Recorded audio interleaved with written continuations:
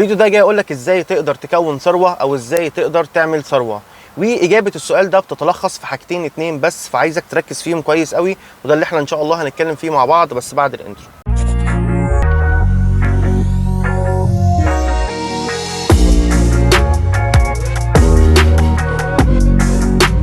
قبل اي حاجه، لو انت جديد هنا في القناه فاحب ارحب بيك في قناتي الصغيره الحماسيه، واحب اعرفك الهدف من القناه، وهي فكره الديفلوبمنت او التطوير، وهي انك تطور نفسك في جميع مجالات الحياه مش بس الجانب المادي. فلو انت حد بيهتم بمواضيع التطوير عامه او بتهتم انك تخلي حياتك احسن، فاتمنى اخد من وقتك سنتين اتنين تعمل فيهم كل الحاجات اللي انت عارفها بقى، لايك، سبسكرايب، لو لقيت اكيد الفيديو مفيد شيره مع الناس اللي حواليك، منها الناس تستفيد ومنها انا قناتي تكبر اكتر واكتر. لو انت بتسال نفسك انا ليه بصور في العربيه، في فيديوهات كتير بصور في العربيه، فانا يعني في الفيديو ده انا عايز اقول لكم ليه انا بصور من العربيه. انا في الطبيعي بصور من البيت، بس لما يبقى في ظروف في البيت، في ضيوف عندي او كده، فما بعرفش اصور بصراحه في البيت، بضطر اخرج بره. والطبيعي لما بخرج بره بصور في البارك اللي قدامي دي، تمام، بارك هنا جنبنا، بارك كبيره وحلوه وبقعد فيها. فالنهارده برضو عشان يوم الاحد والدنيا اجازه فرحت اصور فيها، لقيتها كومبليه، لقيتها كلها زحمه، فبرضه ما عرفتش اصور فيها. فانا في الحاله دي بضطر ان اصور من العربيه. خلينا نرجع دلوقتي لموضوع الحلقه. ايه هما الحاجتين الاثنين اللي انت لازم تعرفهم كويس لو انت قررت تعمل ثروه؟ اول حاجه ركز في الجمله اللي انا هقولها لك دي كويس جدا. المرتب بيأمن لك معيشه، الارباح بتعمل لك ثروه.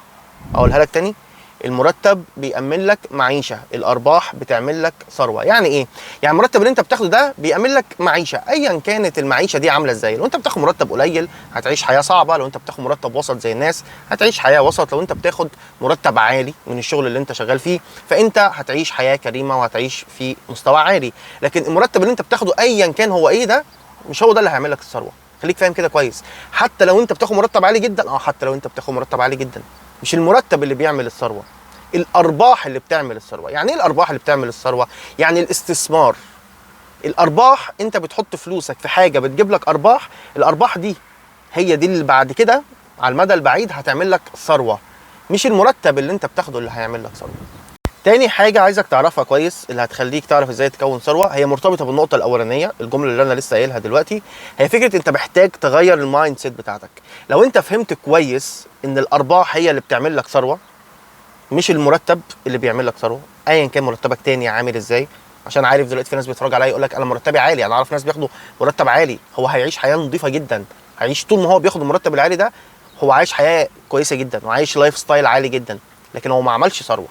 حد تاني بياخد مرتب اقل منه بكتير بس هو بيفكر صح وبيستثمر فلوسه صح وبياخد ارباح صح، فهو هتلاقيه عامل ثروه على اللونج تيرم، على المدى البعيد هتلاقيه هو عامل ثروه اكتر بكتير من الشخص اللي بياخد مرتب عالي. فبالتالي تاني نقطه معانا هي انك محتاج تغير المايند سيت بتاعتك، محتاج تغير العقليه بتاعتك، تغيرها من فكره ان بدل ما بيجي لك المرتب في اخر كل شهر تصرف اللي انت عايزه كله منه وبعد كده اللي بيتبقى تستثمره او تشوف هتحطه في ايه يجيب لك ارباح. لا، غير العقليه بتاعتك.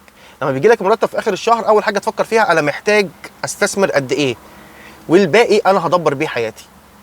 فاهم الفرق؟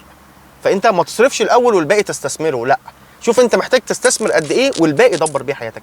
اكيد طبعا انا مش بقول لك تعالى على احتياجاتك الاساسيه سواء كان اكل او شرب او مواصلات او مصاريف ولادك او لا، دي حاجات اساسيه، بس انا عايزك تفكر بالعقليه دي. الحاجات الاساسيه دي اركنها على جنب، بس بعد كده بيتبقى حاجات الاساسيه الاساسيه، بعد كده بيتبقى زياده. الزياده دول شوف انت محتاج تستثمر منهم قد ايه والباقي استمتع بيه، لكن ما تفكرش بالعكس.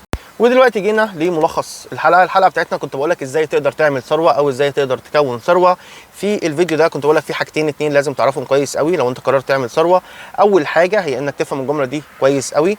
افهم كويس ان المرتب بيأمن لك معيشه ايا كان الليفل بتاع المعيشه ايه او مستوى المعيشه ايه، لكن الارباح هي اللي بتعمل لك ثروه. والنقطه الثانيه معانا هي انك محتاج تغير عقليتك من فكره بدل ما بيجي لك المرتب في اخر الشهر اول حاجه تعملها تشوف انت بتصرف قد ايه واللي بيتبقى تحاول تستثمره.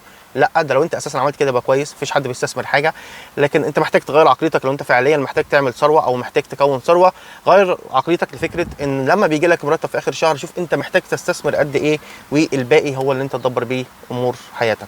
وده كان الفيديو بتاعنا النهارده. اتمنى يا رب يكون الفيديو عجبكم، واتمنى يا رب يكون الفيديو مفيد، وما تنساش تعمل لايك وسبسكرايب والحاجات دي كلها. وزي كل مره في اخر كل فيديو خلي بالكم على نفسكم وخلي بالكم على الناس اللي بتحبوهم، واشوفكم فيديو جاي باذن الله. سلام.